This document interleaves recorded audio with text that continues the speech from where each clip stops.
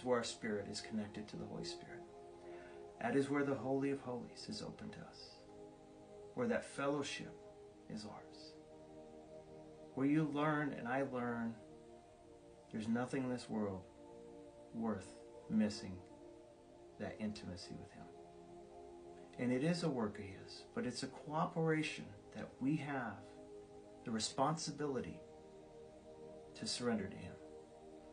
It's not about obedience. I know a lot of people say this, but if you could obey, then you would have not needed Jesus. You could have done the law.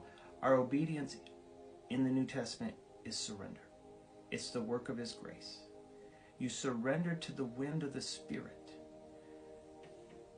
If you were a sailboat, you would just raise your sail and surrender to the wind. And He would carry you. This is not an effort-based, pull yourself up by the bootstraps and keep going.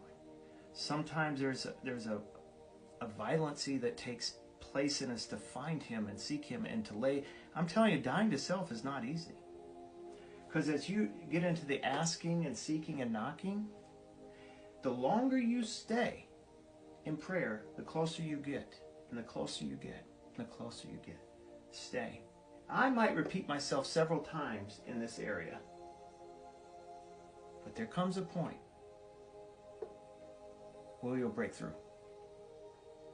And words become very, very inadequate. As David said, deep calls to deep. And those waves of His wash you. And He reveals secrets of Himself to you. There's nothing like it. So you can live the carnal life, miserable. The soulish life, no power, very little presence of God. Or you can enter into the holy place. And when you leave, you're so full of Him, you're not thinking of you. You're going to be about your Master's business. You're going to represent Him properly. Might not even have to use words. Because most Christians out here, they're just like, I can't wait to get to heaven. The Christians that make here their life, they look like they're coming from heaven, with the power of heaven, with the presence of heaven, with the goods of heaven. And when they pray, things happen. And when you get next to Him, you feel God. You sense Him. And everything in you starts to hunger for God, or if you're not surrendered, you want to get away from Him. You and I get to choose that life.